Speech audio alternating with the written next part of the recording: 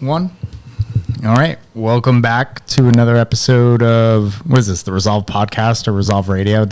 Something like that. Whatever it's listed on Spotify, that's what we are. Today we have a guest. Why don't you introduce yourself?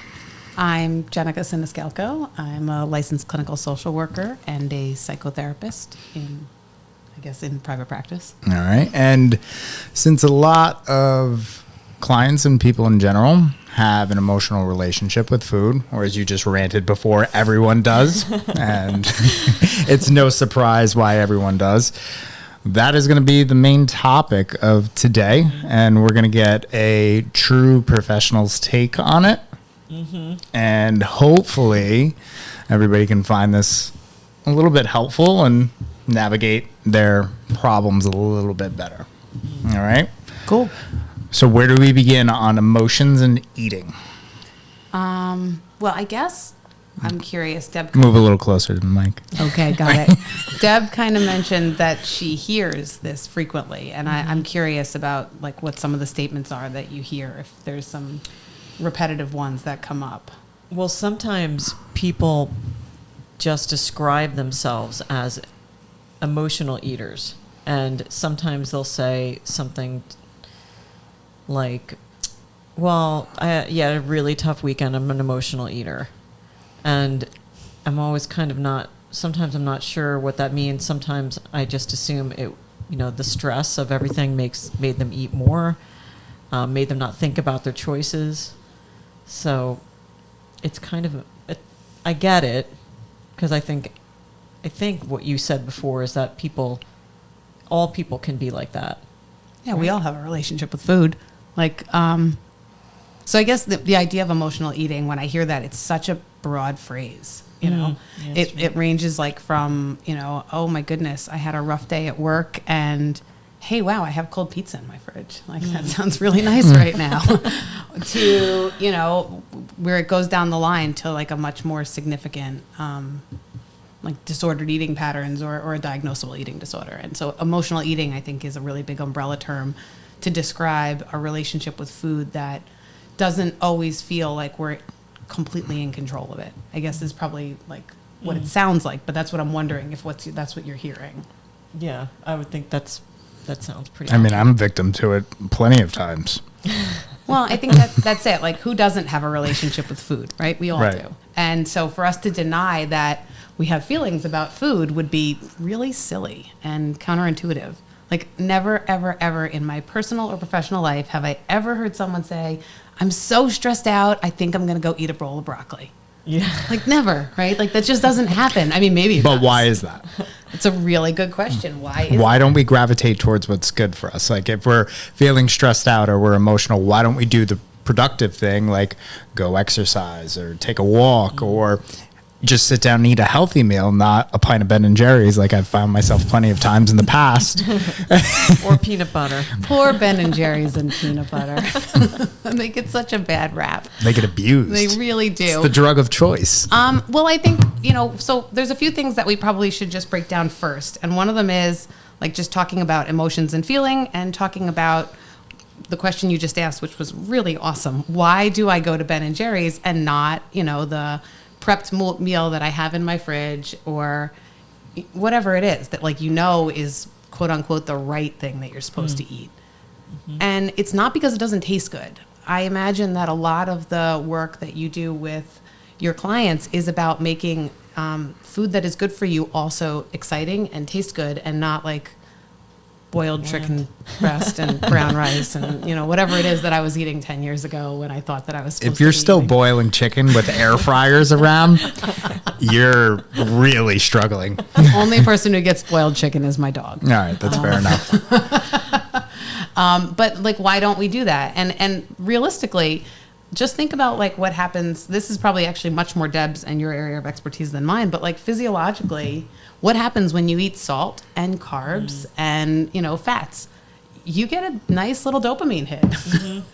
And I don't know that broccoli gives me the same dopamine hit. So when I think about my mom's banana cream pie, I have all these associations, not just about how it tastes, but also these memories that are associated with it from growing up, at every holiday. So for us to kind of deny that we have a relationship with food that's not just like, well, that's good for me and that's bad for me, which thanks society for giving us so many rules that change every 2 years. Like, what was it when I couldn't eat fruit? Like, what was that about for like 5 years? Right. That fruit was bad. I don't understand it. Now the berry budget in my house is wild. I have little kids. So, but like we have these relationships with food. And I think we have to talk about the reason why we go to the Ben & Jerry's is because it doesn't just taste good, but it physiologically does something to our bodies to satisfy and satiate us.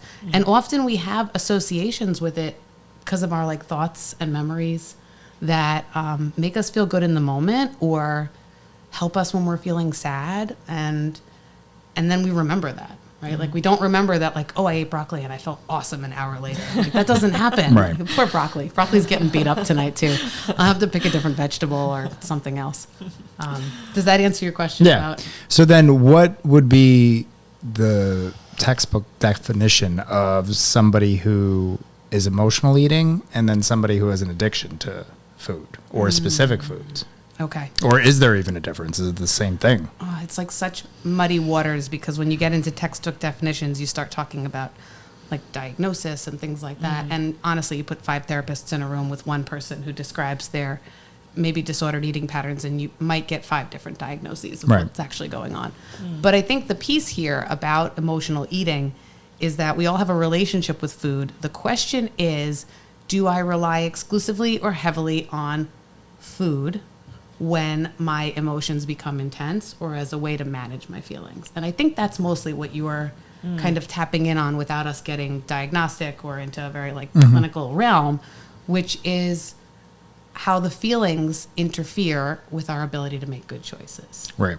Not just like the biology of why, you know, I might not choose Brussels sprouts over bacon, but really what goes on with our feelings. So like table the food stuff for a second, and I just want to talk to you guys about stress, because stress seems to be the one that comes up, right? Oh, I'm stressed. I mean, yes, when I'm mad, they might exercise. I might go Right. punch a bag. I might go for a run. You know, different feelings sort of elicit a different response, particularly with anger. It's a hot emotion, so you want to do something with it. You know, that there are a lot of people that also take their anger out on themselves, and they may have more of a diagnosable eating issue because there's a shame piece that comes into this too. Don't let me forget about shame. We'll leave him right here next to the broccoli. But what happens with our feelings is that we all learn really early on about how to, or we don't learn how to manage our feelings. And so in absence of being taught about how you're feeling and what to do with it, go for a walk, go to the gym, call someone, journal, all the stuff that you can Google, right, about how to deal with your feelings, like logically, is that we develop strategies that work for us as kids. And for a lot of us in the world, we've been given these really weird messages around food, but we know it tastes good. And especially if you grow up in a home where someone's always on a diet or something is restricted or you're not supposed to have cookies or whatever it is, it becomes even more enticing. You know, like, don't eat that Oreo, it's bad. Well, guess what? All you want is Oreos. When you say don't think about Oreos, guess what you think about? You think about Oreos. So when we think about our feelings, how we have learned to manage them may be something we've never actually even considered before. And the really cool part about your clients that are talking about emotional eating is that there's actually space for you to help them get curious. Not to become their therapists, but to be like, oh, that's so interesting. Have you ever really thought about what's going on for you in that moment? Normally what happens is someone says, I'm going, you know, to a party. You guys give them like, eat the protein first, do this, do that. That doesn't happen. They do something else. They go off the rails. Screw it. I've already eaten, you know, 17 pieces of cheese. Let me go home. And where's the Ben & Jerry's? And crap, I threw all that out. Now I have to go to the store. And I'm not talking about something we haven't heard before, right? Yeah. And I don't even work in the nutrition realm. But then you layer this feeling of shame on top of it because, oh, I screwed up. Oh, I'm such a failure. Oh, here we go again. Oh, I might as well just let the whole weekend go. I'll start again Monday. And so you've got whatever the feeling was that was getting managed by food to begin with, and then we layer the feeling of shame about how horrible we are because we screwed up like that. And then we get into this sort of self-punishing relationship with food, or we just say, okay, I'm not going to eat anything bad, and we go on full restriction. And what we know about restriction is that it usually leads to binging, just biologically. Sure. I think that you posted something about that today. Oh, yeah. You did. Yeah, on the story. Yeah, I saw that. So back to our feelings, which is that when we are learning how to manage them, we might even not realize that with one of the strategies, or maybe the only strategy we've had to soothe ourselves when we're upset, when we're down, when we're hurt, when we're angry, is that we eat over it because it makes us feel good. It works in the moment. Often it's not something that requires another person to be involved in. A lot of times it's done in secret. There's a lot of things about it that hit on some stuff that we might not even realize that's going on. And by the time we get to Deb or you about nutrition, we've so quickly gotten to the fact that we need to eat as a way to respond to it. We might not even realize what the feeling is that we're having. They might not even notice that they're having a feeling. They just know that I'm stressed and I eat. And so there's no awareness of like, well, what does it mean that you're stressed? Were you sad? Right. Were you disappointed? Were you feeling let down? Were you hurt? So all that comes into play. And when the feelings get big, this is the question you asked, they hack our brains. Too much stress, too much anger, too much anxiety, too much sadness. Like logical thought goes right out the window. The emotion's in the driver's seat. And when the emotion's in the driver's seat, a lot of times the wheels come off for all of us, not even, just people who describe themselves as emotional eaters. But I'd like to say that I'm pretty self-aware, and I've learned some pretty good coping strategies in my course of doing my own work and also working with others as a therapist. And like, that doesn't mean that I'm immune to not having like a big reaction or an overreaction where, oh man, if I'd thought about that more, I might have handled that a little differently. So, in your experience, what are some tactics or, useful things to combat that?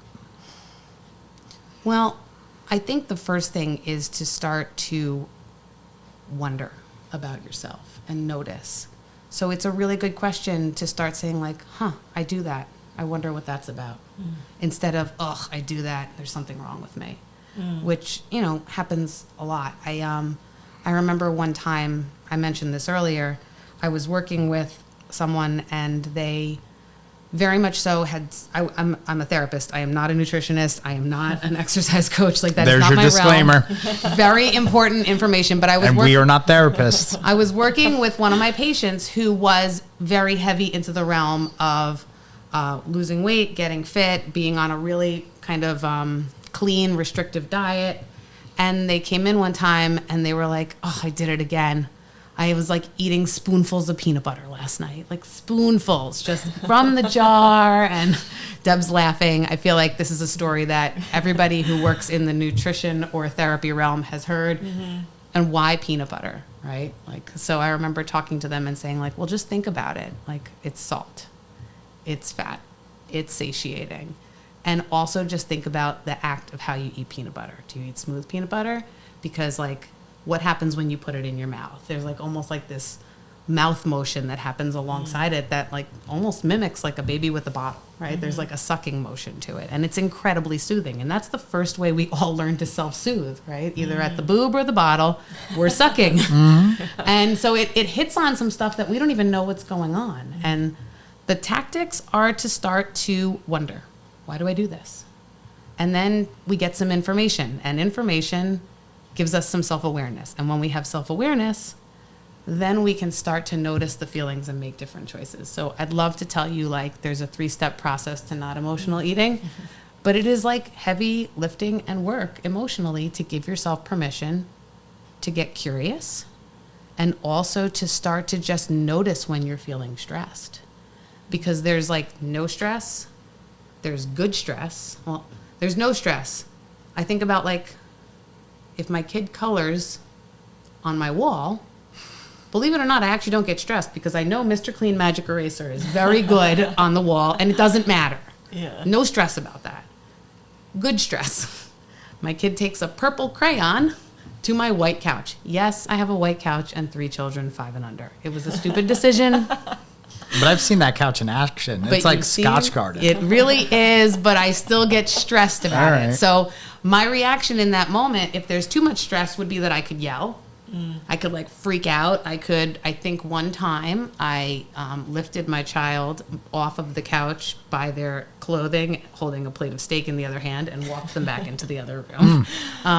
But if I'm like at the good stress, enough feeling that I notice it so that I have to do something about it, but I'm not getting hacked by it because I'm not so angry or so upset or so overwhelmed, then I have a choice. Like, okay, what do I want to do in this moment? All right, first I should probably get the crayon away from him. Like, yeah, I'm frustrated right now, but I'm not so frustrated that I'm not still in the driver's seat and my feelings are in the passenger seat. And I think that's the piece, is that just starting to notice, well, I'm not just an emotional eater. Well, what is it? What foods do I eat? When do I eat them? What time of day? What feelings are usually around? Because that gives you clues. And you have to be willing to do the really hard, brave thing of giving yourself permission to start to feel feelings. And it is a task that most of us spend our lives trying to run from in one way or another. Very, very well put. And you can Google all the coping strategies, but I could give you a ton of them too. Right. So then, I mean, I think it's kind of clear that whatever way you look at it, whether you track your food or you don't track your food, both ways can be disordered eating. Do you agree? You can find disordered eating in such a range of continuum of, I think I said that before, nothing exists in binary. Right. So then how do you know as an individual if they're looking for some kind of nutritional guidance? How do you know as that person if this is the right path for you, if this is something you should go down, that you're, say, emotionally stable enough that it won't derail you or cause more issues, versus, hey, I'm fine, I'm in a good place, I can, how would one assess that? I mean, that's a really great question. I think the hardest part about that is there's no, if you look like X, Y, and Z, then you're good. And if you're P, Q, and R, then no, go to therapy first. Right, It very rarely, and I think we want that I would love that outline for everything, and it just doesn't exist. So I think the biggest awareness is to, when you're walking into a relationship with a nutrition coach, with, a trainer, is to be able to be honest about where your black holes are. Okay. And to start there. Because, it's kind of like anything else. It may be, let's give this a try and see what happens. Oh, you have a history of X. Well, then let's look out for that. But we have to be really honest about, what's going on with you. And I think the other piece is that if these difficulties with food or the preoccupation with food, I guess the thought I have is it adaptive or maladaptive to your life? Is doing the work with a nutrition coach helping you function better, or is it creating more stress in a way that it is interfering with your life? Nobody should be spending 24/7 thinking about food.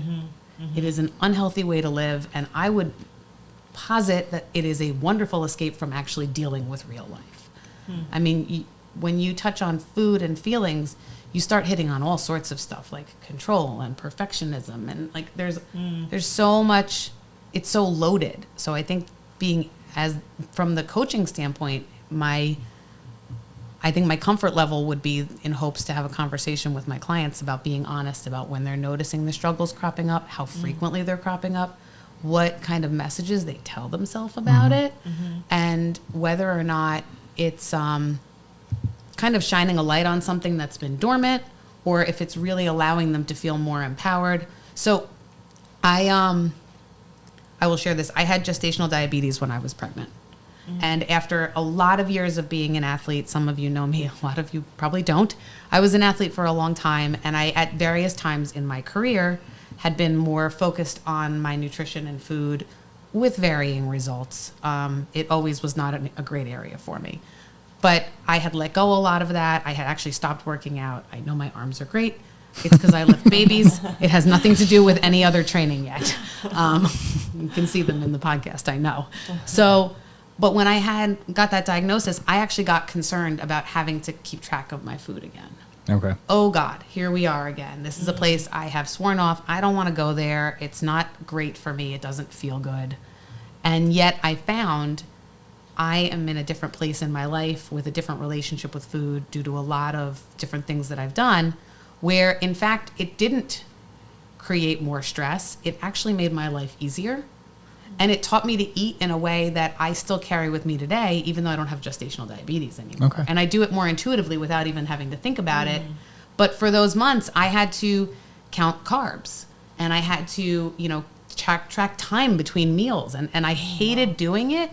But on the back end of it, what I learned was there had been a shift, because I had been doing a lot of heavy lifting about noticing my feelings, responding to my feelings, that the food didn't get bound up so quickly in that.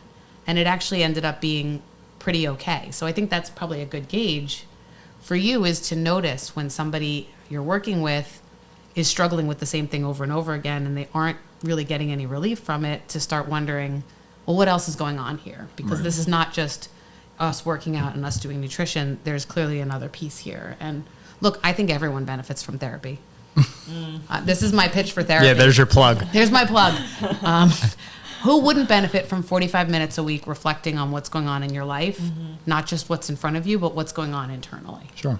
And when you can do more of that and be more curious about yourself, it gives you room to think like, oh, I'm really stressed. Usually when I'm really stressed, like I eat something, but then like I feel like crap an hour later. So like, what's a different way to manage that stress? Like, what could I do instead? But a lot of that is also being brave enough to let yourself feel things without getting kind of hacked by the feeling. And that takes time. Right. Now, do you think this is something that is just genetically ingrained in us as beings? Is this a societal issue? Is it a combination of both? Is it something else that I'm not touching on? This doesn't even have to be your professional opinion. It can just be your opinion. I'm like, oh, I'll just punt and tell you it's everything. Because it is. Like, so, look, yes, I think you can argue, and I work with a lot of people who are in recovery from addiction. Addictions is an area of my interest and expertise. So, yes, I think there's the argument that, like, well, everybody in my family is an addict, so I'm an addict. And I don't think we can discount that genetics plays a role. But I also think our environment, our relationships, our relationship with ourselves, how we feel about ourselves, do we have a separate sense of self? Are we kind of entangled in all of our relationships? All those dynamics come into play. And on top of that, like, we have to add like the really crappy messaging we've gotten from society forever about food and weight. And I can only speak as a woman.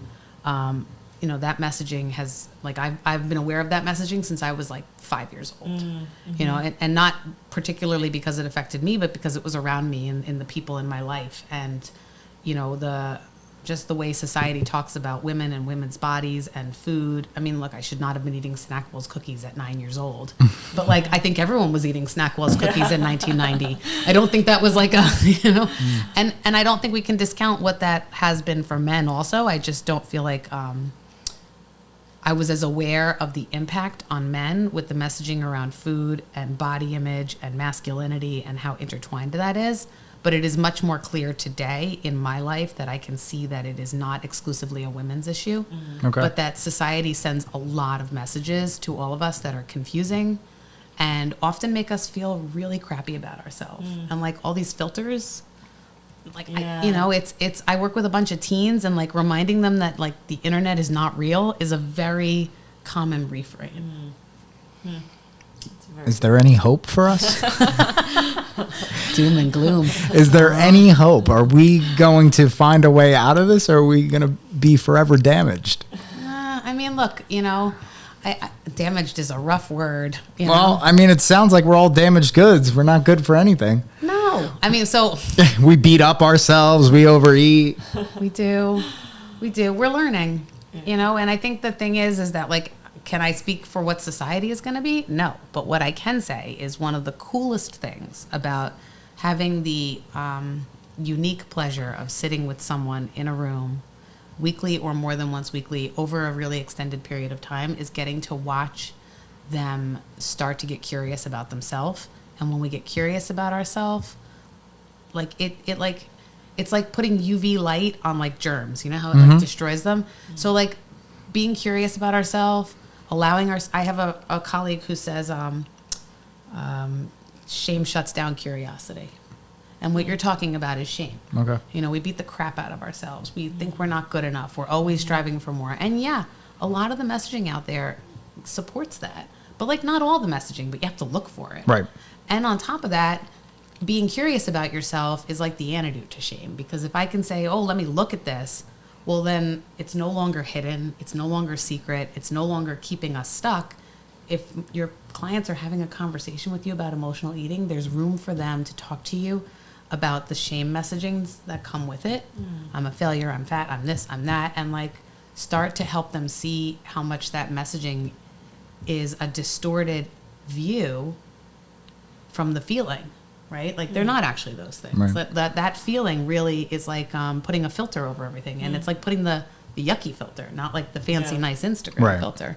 So do I think there's hope? Yeah, because I've gotten to see it and I've had the opportunity to do it. But I think most of our healing comes in healing in relationships. Okay. With a therapist, with our partners, with our relationship with food. I think you're talking about healing our relationship with food. Right. And that also means healing your relationship with yourself.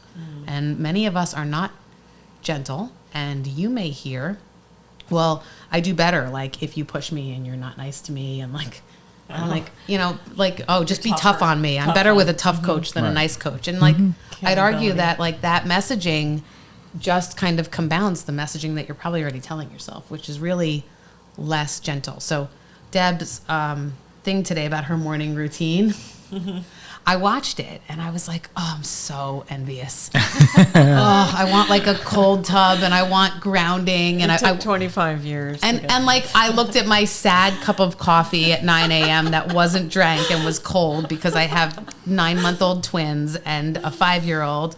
And like there's a few ways that you can respond to that internally, right? I can see, for me, I was like, oh, 15 years.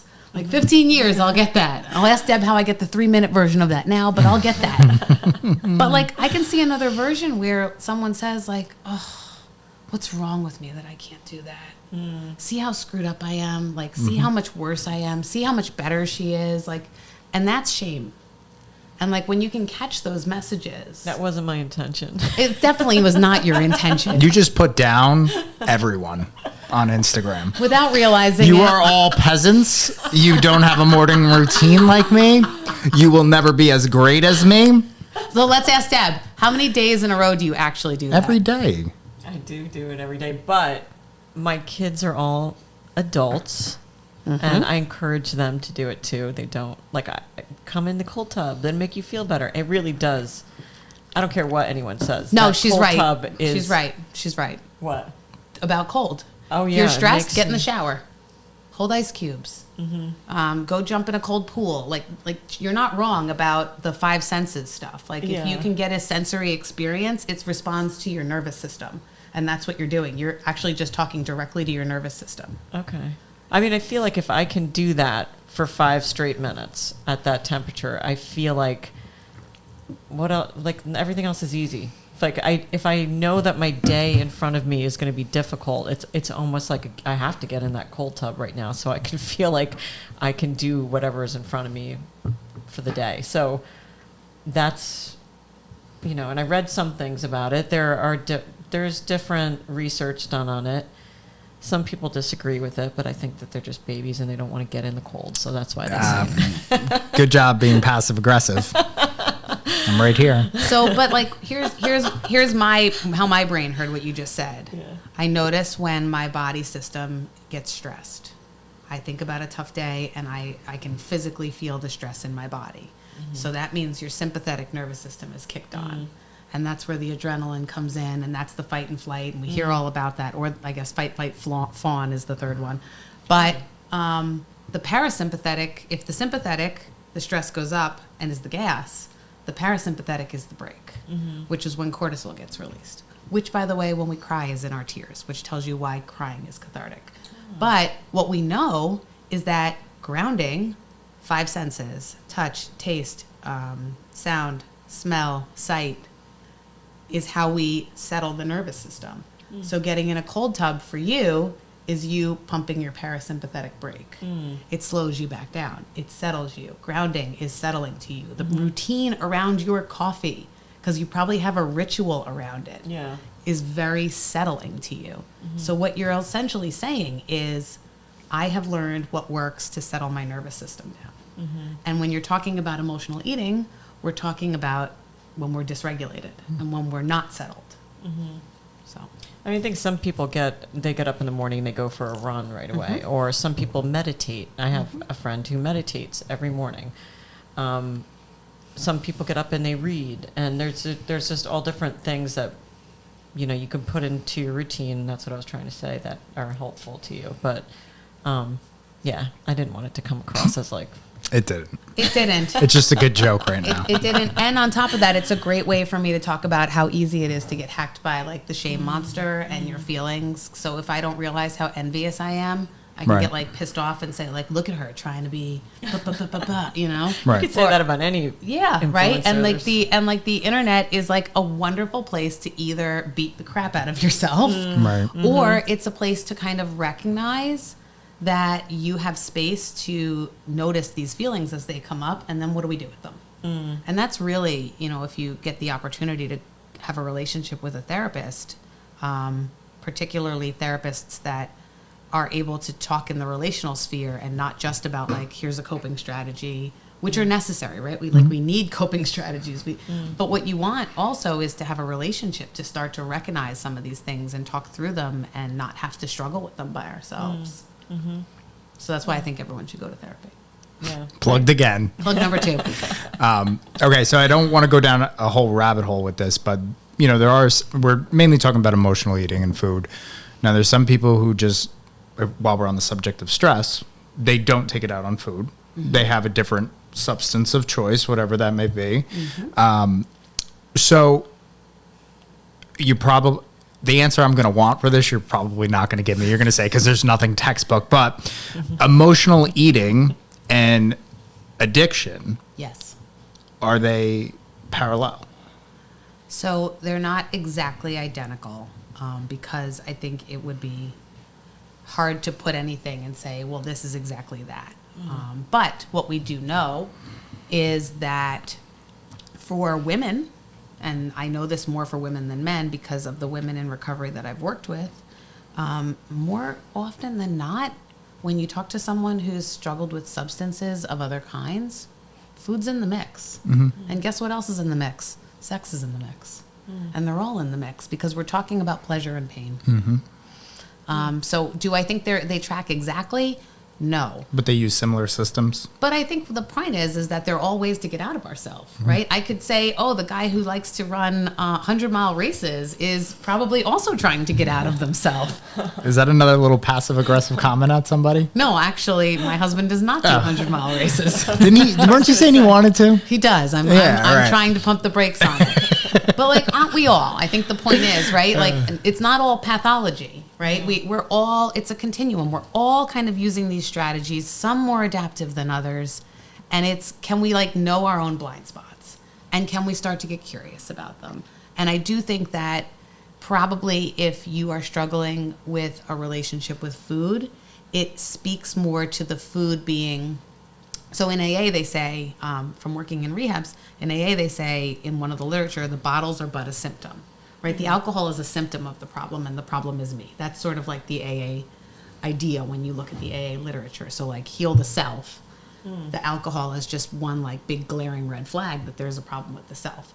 One could argue similarly that when we rely heavily on food as our strategy to deal with self and our feelings about self, that like the food is really just a symptom of underlying struggles with how do I deal with my feelings? Do I even know what my feelings are? Do I literally need a feeling chart? Because I don't know what is the difference between happy and joy and sad and despair. Like, you'd be shocked how many people really struggle to define what they feel in their body. Oh, I feel like my heart racing. Well, what feeling would you connect that to? I don't know. You know, oh, I feel tense in my hands. Oh, that happens when I get angry. You know, like it's work to start to notice these things. It doesn't happen automatically. So either you grow up in a family or a home where someone is helping you sort through that stuff, or you might have to figure out how to manage it down the road. And usually a therapist is a good place to start, but it's not the only way to learn those things. Right. So did I give you your textbook I answer? think that was pretty good. Okay. I'll give you a pass on that. We can go to the next topic. So you were an athlete. What did you do again? You swam and cross country? Oh, I swam as a kid until I was a teenager, and then I became a long distance runner. Right. So track and field, cross country. Okay. And then at some point I found CrossFit for a little while and went back to marathoning and half marathoning, and then I had some kids and stopped doing everything. So this is going to be more of your opinion, I would say, than your professional response. Okay. What is your feeling on high-level athletics, specifically weight class sports that require, like, let's talk about gymnasts, wrestlers, any kind of athlete that there is a lot of pressure on maintaining a certain weight and physique. What is your opinion on this? You know, is it acceptable? Why has it lasted so long? Why do we allow it? At what age should it be introduced? Should it even be introduced? So the best book I read on this years ago was Little Girls in Pretty Boxes. It's about figure skating and gymnasts. And I think you could put running, especially long distance running, into this category around weight, even if there's not a specific weight class. Long distance runners tend to have a look. And I never met the look, believe it or not. Not the traditional way. But I think also you just made me think about wrestlers. Like, so when I was in high school and I would go out for a run, the wrestlers would be like, "Can I go running with you?" Because they needed to make weight. And they'd like come out with like garbage bags taped over their clothes. And I'd be like, "Are you kidding? We're going on a 10-mile run. Like, you're not going to make it." "Yes, I am." "Well, what'd you eat today?" "I ate a clementine." I said, "You're not going to make it past a mile." And like always, right? Never past a mile, or they'd be ripping the garbage bag. And, you know, so my reaction to it personally is like, oh, this is not a good thing. Like, it's not a good thing. And yet, I think sometimes we forget that there's a person behind the performance. And that is not just about weight class sports. You know, like, think about rowing. Like, they have like names for the boats, like when you're in the small boat or you're the big boat, and the big boat is like some crazy number that's not that big. It's like 120 pounds, and then you're in like the heavyweight boat, and like think about what a 20-year-old girl might think about or feel about that. Like, it's the language around it is just like really hard, I think, to digest if you're already sensitive to this. But there's a documentary on HBO about Olympians, and like after they've achieved their goal, how many of them actually really struggled mentally with like depression and suicidal thoughts, and a lot of the reframe is like, who am I after I've achieved this thing? And I think the danger in some of these high level sports with these weight stigmas is not only is there a person behind that, but then like you're kind of left with the wreckage of these really faulty relationships with food. And what you need to, and how deprived you need to be successful. Right. And that just seems sad to me. That like that Do you think this is everybody that experiences that? Do you think there's some personalities that can actually handle it and be healthy? Probably. And I think, you know, better psychological screening would probably be beneficial. But, you know, I think the hard part is like, how do you know? You know, because you like, we don't know what someone's walking into their sport of choice with. We don't know all their family dynamics. We don't know all of their own kind of like personal defenses and their strategies for managing, and whether or not they have a good sense of self where they can say like, no, that's not okay for me, or they have a parent who's willing to gatekeep for them, because I think a lot of times you get seduced by the success. Right. And so parents are willing to like overstep lines that maybe they wouldn't have. I mean, you know, I know families where their children are really high performers, but the parents are involved in a really healthy way to make sure that their children are being well cared for and not being asked to do things that are dangerous. But I also think that it requires a lot of attention, and like even parents with the best intentions sometimes don't realize that, you know, the things that are being asked of their kid is not good for them, or might be good for them right now, but like the fallout from it like could be pretty detrimental in, you know, 5 to 10 years. Right. Okay.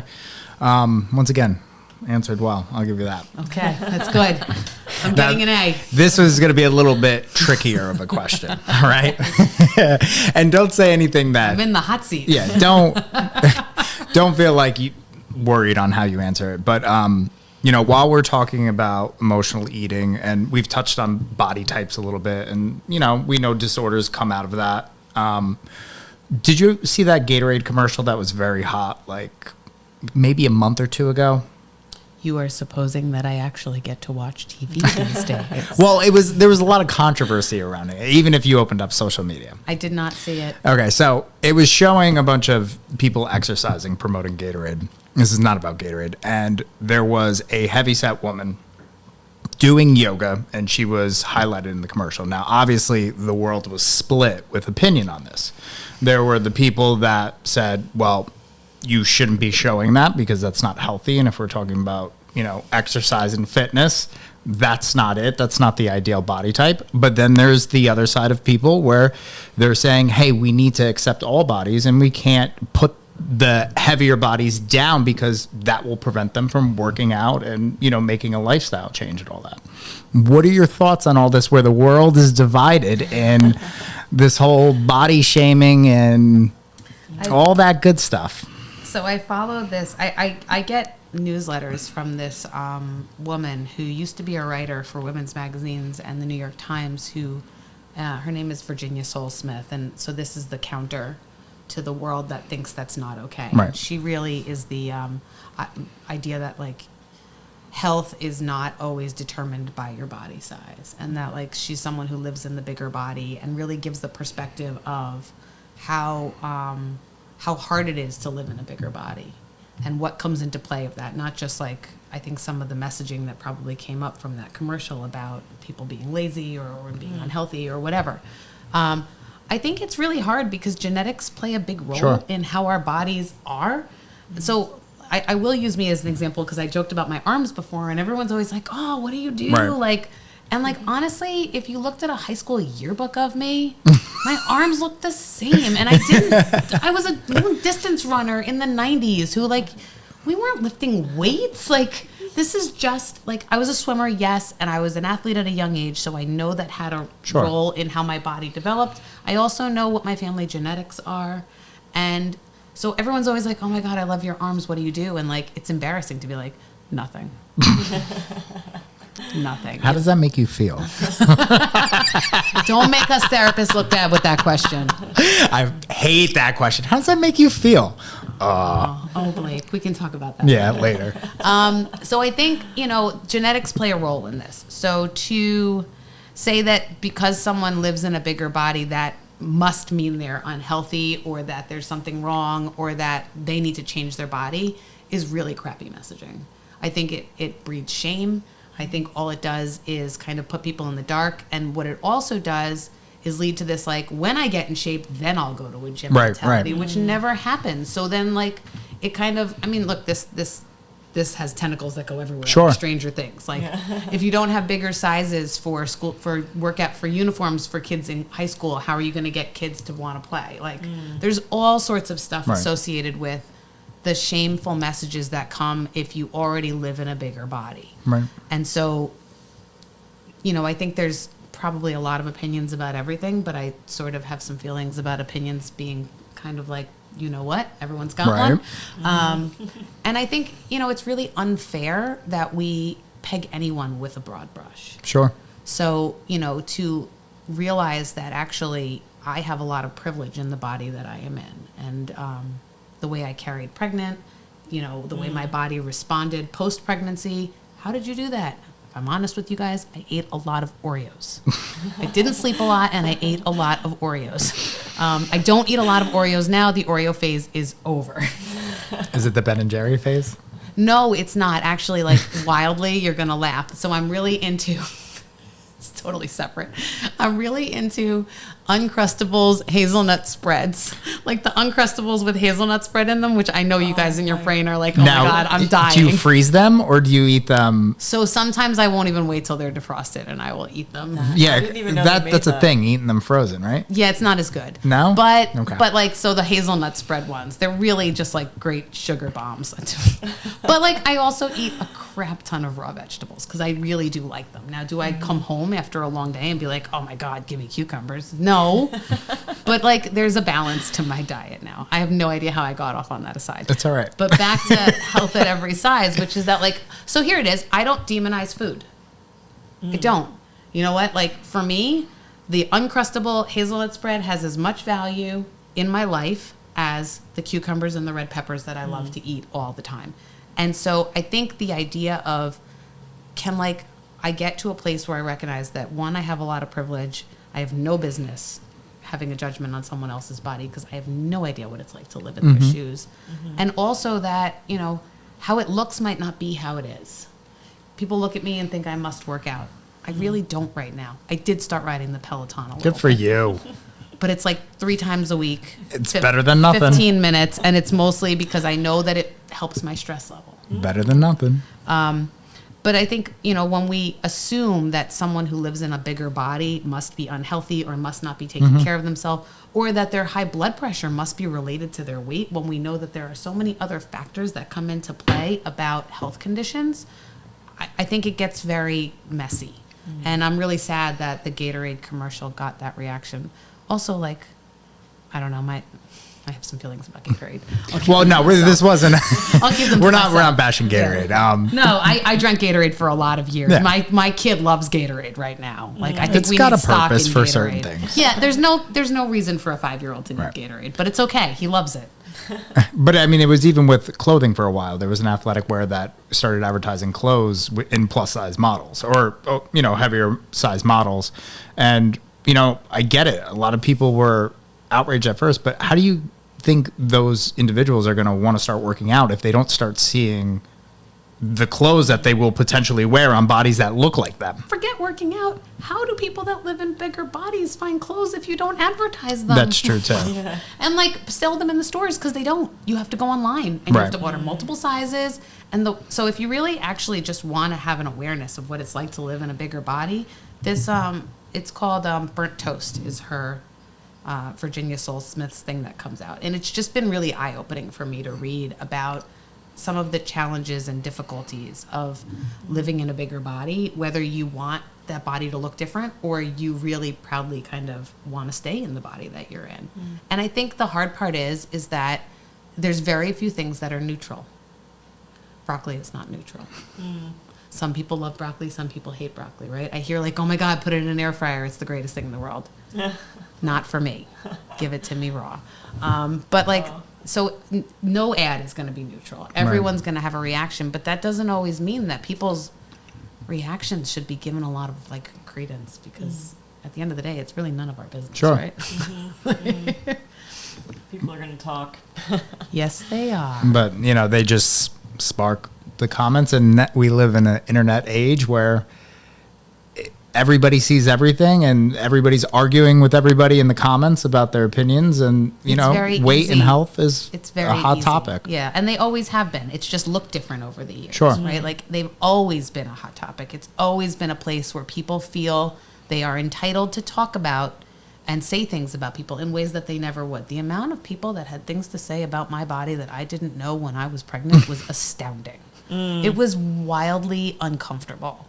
And so, yeah, I think ultimately the goal, right, is to get people to be more self-aware and reflective of themselves so they can make better choices, whether that's about working out or about food or about, you know, how they manage their anger in the context of their intimate relationships. Like all of this is, I think, under the guise of wanting to feel more settled in your skin, Right.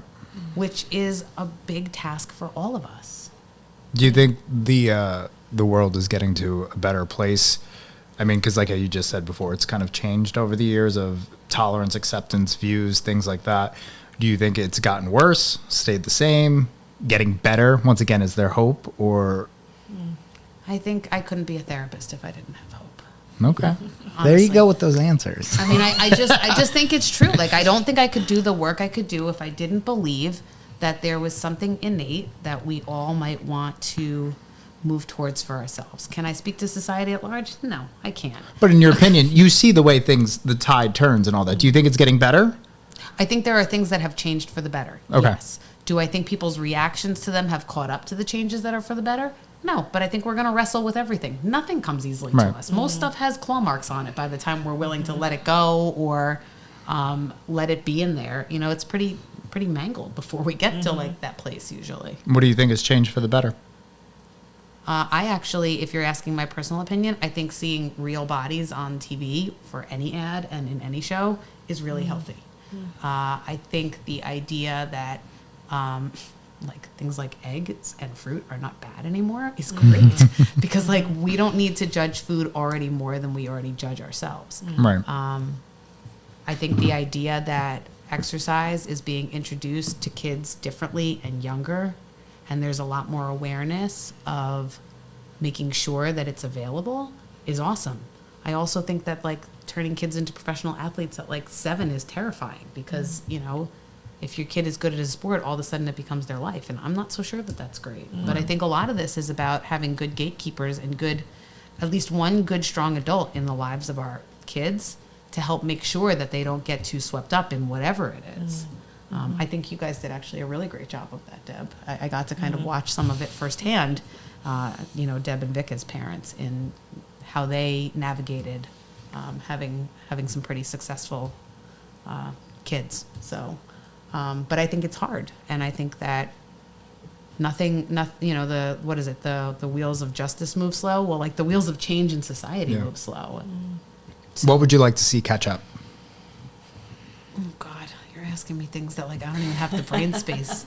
My kids don't sleep. You're asking me to like be somewhere. It's just what your do I think opinion. would catch up? What do you think needs to catch up that's a little behind? I think our mental health system in the country sucks. I think better access to it. I think more access. I don't think it should be so privileged to be able to get good psychiatric care. And nothing has become more obvious on the back end of this pandemic. Right. How hard it is to find good people in your life to help you sort through the wreckage, whether it's the emotional wreckage, the physical wreckage, the health wreckage. Like, we've all got it, you know? And maybe just acknowledging that. You said, like, we're doomed, we're broken, but, like, you know, we've all got our stuff. And, like, it would be really cool if we all were given permission to be a little bit more honest about it and, like, have the availability of stuff to deal with it if we want to. Right. Now, to touch back on what I posted on the story was like, what happens if you have a bad day? And it's like, just get back on track and pick up where you left off and all that. Yes. A lot of times with clients, and I'm sure you can see it as well, and it goes back to the shame thing and the beating the self up, but what do you think is not necessarily like therapist advice, but something that has maybe helped you? Like, let's humanize you a little bit, pull you down a little bit. For the individual that, you know, is having a really rough time building that positive relationship with exercise or nutrition, where they may have at one time had it and they've maybe fallen off a little bit and they're trying to rejuvenate and revive the person that they once were, but they constantly keep putting themselves down. What do you think is a process to be kinder to yourself and get you back to where you want to be? So I have two thoughts, and my first thought comes from working in addiction in the recovery world, and it's like a very cheesy slogan that they say in 12-step recovery, but that I use with my 5-year-old. And the slogan in AA is like, we can restart our day anytime we want. So like the 24-hour clock isn't real. And so sometimes if we're having a really rough time, and if it's in the morning, I say, oh, we need to do a redo. Literally go back up in bed and get out on the other side. Let's start over again. And like really what I'm doing is giving him a pause. I'm giving him space to like not keep knocking into each other. But what I think is so freeing about that is we often, especially I think when it comes to food, operate in like, am I good for this 24 hours? Am I bad for this 24 hours? And the second that if you're not perfect and you make one mistake, it spins out, right? That's a very common story I'm guessing you guys hear. Sure. Which is like, but what if you just restarted the day? What if you just reset the clock? Like, what happens if you don't have to carry what happened 10 minutes ago in, and you can say, you know what? Like, clean state, let me start over. Like, anytime you relapse in recovery, guess what? You get another day one. Right. Day one doesn't not come if you want to choose day one again. You don't have to wait till tomorrow to get to day one. So I think that's just a very simple, like, oh, maybe we need to do a redo. And, it works as well for me. My kid will say to me, like, do you need to do a redo? Oh, that's great. Yeah, because, like, if I react really poorly, sometimes I'll go back to him to be like, you know what, can we do a redo? I really don't. This is, like, when I am, like, on, like, tip-top parenting moment. This is not always. But sometimes when I have a really rough kind of moment, or I say something, or I have a reaction that I'm like, oh, I don't feel great about that. Later that day or at some point I can say, you know what, can we do a redo? I want to try that again. That didn't really go well. And I think the permission to start over and not have it be so black and white is incredibly freeing if you can buy into the idea that you get to give yourself permission. And I think that's actually a very gentle way to kind of step outside of that really difficult kind of shame spiral you can get into. Yeah. And the other one is, people always say, like, how come the first time I did it, it was easy and now it's so much harder, right? Yeah, and that's like, again, this is all recovery world stuff, which is like the first time is a gift and the second time is work because you know what goes into it this time. A lot of times the first time people try to, do something with food, they really don't have a lot of awareness of all that's coming into it. So they don't have all the anxieties about getting it right and trying to get back. I mean, my own running experience, talk about humanizing it. I stopped running for a while after college, actually during college. And I played rugby, and it was great. You played rugby? Yeah. Why did I never know that? I quit running cross country and track in college. And played Badass. rugby So for a few years. I walked in and I was like, I just want to hit somebody, which tells you guys a lot about me at 19 years old. You got some anger issues, huh? That's great. But so when I picked it back up and I would go for a run, my brain still told me that I was like a sub 5:20 miler. And then I was a 19-minute 5Ker, and then I went and did a 5K, and oh my goodness, I was not a 19-minute 5Ker anymore. And that was a very hard thing to wrestle with, and it was a very easy place to say see, you got to work harder. You're not doing enough, and and then that pressure to get back to a place that actually was really unrealistic. Because I was 28, I wasn't 19 anymore, and I had I didn't have time to do the work everything about my life and my body had changed. Sure. And I think sometimes when people struggle, it's because they've got this image and idea of what it's supposed to look like because either I want to get back into the jeans that I wore 4 years ago. Well, why? Why not pair a pair of jeans that fit you right now and then give yourself permission to work towards what you're supposed to be like in the next, year or two, not trying to go back to something that you were because it's like trying to fit yourself back into a box.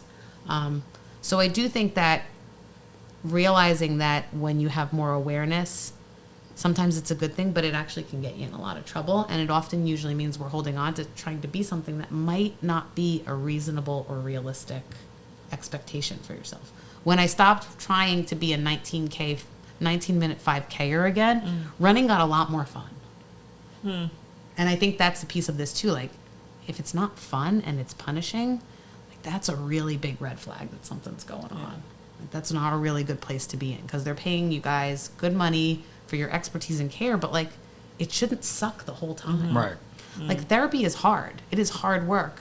But if it's terrible all the time, something needs to get evaluated. I would argue the same thing in your, you got to have the wins. Otherwise, why do you keep doing it? Sure. I have no idea if I even just answered your question. I think that was great. That that was even a tangent. I think that hit home great. It answered it. It all came back around. And no, I think that was excellent. Deb, I've been asking all the questions. Do you have anything that has popped into your mind or you want to ask? No, I mean, I've learned a lot. I've been fully immersed listening, and I think everything that you asked was really... Do you have anything you want to touch on before we close out? Anything that comes to mind or something that you wanted to speak on that you didn't? I don't think so. I think, a lot of the way that we talk to ourselves, we think it's true. And it's always worth giving yourself permission to evaluate whether the voice in your head is actually telling you the truth. And that is a really freeing thing when you can kind of watch your thoughts and pay attention to how you react to things, because it gives you a lot more space to make choices. just because your brain tells you that Ben and Jerry's is the solution to a crappy day doesn't actually mean that Ben and Jerry's is the solution. I found a hack to that, by the way. You did. I'd love to hear the Ben and Jerry's. There is what's sold as Swedish ice cream. It's called Nicks, Nicks, and it is low-calorie ice cream that actually tastes good. It's about, depending on the flavor, 250 to 370 calories per pint.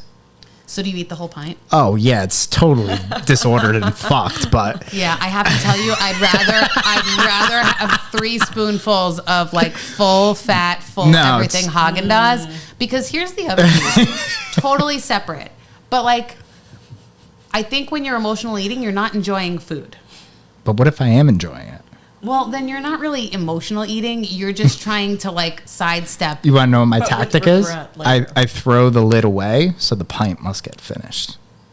That is the dumbest thing I've ever heard. I'm just going to say that's the dumbest thing I've ever heard. It's like a complete setup to like, let me just give myself permission to binge on the ice cream. But wait, hold on.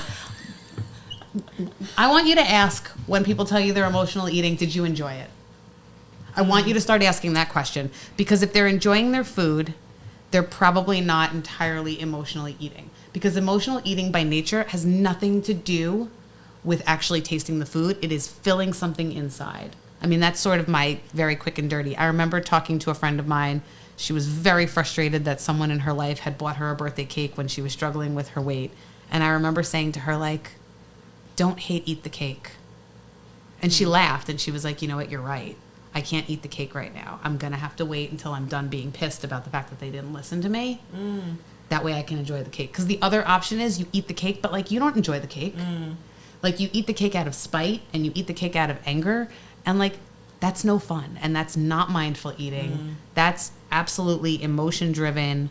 Like, do you enjoy Nicks? I do. Okay. I genuinely have acquired a taste for it. There are other It's low very calorie fast. ice creams that I used to tell myself were good, but they were not. No, it's not like that Halo Top. I This was is not actually going creamy. I was not going to dump on Halo. I am. That's like Italian ice that is not sweet. But like you can trick yourself. But I think the idea is if you are you enjoying it? Because if you slow down and you enjoy eating one Hershey Kiss, my guess is you don't eat half the bag. But if you don't pay attention to what you're actually eating and you're just looking for the dopamine hit, you're not tasting anything. And you eat so much. And then you get a really bad stomach ache. And But aren't it's those terrible. foods designed to do that to you chemically? You can't just have one potato chip. I don't care how good you are You mentally. and I are going to have a little mindful eating exercise. We can do it on screen one day. What all I'm saying is, don't they have a satiety Yes. component that? Yes. Oreos too. Oh yeah, because we go through so many Oreos Right. in my house. But it's the salt, fat, carb combo, right? It's like the Bermuda Triangle. I mean, you can have enough meat. Like if I keep feeding you steak, at some point you're gonna be like, no, I don't want that anymore. Like but broccoli. But if I put a package of Oreos in you after you had a pound of steak, you'll still make room for it. Yeah, I call that the second stomach. Your dessert side. That's the dessert stomach. Right. We literally, me and my girlfriend, who's a therapist, talk about our dessert stomachs. It's a totally separate stomach. And I have to tell you, kids, very small stomach for protein and vegetables, very big dessert stomach. If you are a parent, you know this. You make like mac and cheese and whatever they ask for, they take 3 bites, I'm full. 10 minutes later, I'm hungry, can I have dessert? And they will eat like 7 cupcakes, but they will not. But honestly, yes. You're not wrong that certain foods are designed to really hit on the dopamine receptor. But the piece of that is that you don't need to eat 20 Oreos to get hit on the dopamine receptor. If you can slow down and give yourself permission to enjoy the Oreo and not make it like that this Oreo is this secret seductive thing that takes up all this space in your brain and I'm not allowed to have that, but oh my God, I might as well just go off the rails because I'm never going to have it again, then yeah, you're going to eat the entire pack. I have eaten a whole pack of Oreos. It makes you ill. Don't eat watching TV. How many Oreos are in an entire pack? It's an excellent question. Is it like 30? Is it 10 a sleeve? Oh, it's not 10. It's much more than 10. It's like 15, and I eat the double stuffed ones. And how many rows is that? 4 rows? It's 3. I'm not trying to shame you for your Oreos. Look, I'm just trying to. I'm mildly impressed. I don't think I could do that. My entire family works on the Oreos. Okay. But I think we keep Oreos in business right now. But They make me want Oreos. because they're really freaking good, especially with cold milk. Also, Yes. that's the gestational diabetes trick, right? And this is the trick, is that you never eat a carb without a protein and a fat. And when you do that, you stay full longer, which keeps your blood sugar stable, which also helps you not do emotional eating, because now we're talking hungry, angry, lonely, tired, and that puts us at higher risk for acting out on our feelings. And I have no idea where I was going before that. But It doesn't matter. Yeah, now you got that. It was great. It fit perfectly. But yes, slow down. Enjoy your food. Don't watch TV while you eat. Get off your phone. Give yourself permission to actually sit with your food. Most of us can't even sit still long enough to eat sitting down, let alone not be distracted. Sure. So if you have emotional eaters, I would strongly encourage them to think about removing the distractions while they're eating, because when you're more intentional and you notice, like if I'm watching TV, I can definitely eat more Oreos than if I'm just sitting down with a glass of milk and Oreos. I think it's indifferent for me. I think that you and I need to have so many more conversations. I'm sure we do. I'm going to make him do the Hershey Kiss exercise. Remind me. Listen, I can We're do gonna it. do it. We're going to do it. He's going to be satiated by one Hershey Kiss, and he's going to be a curmudgeon. I don't even and not- like Hershey Kisses, so that's why I can easily do that. I could care less about a Hershey Kiss. All right, we'll do it with ice cream.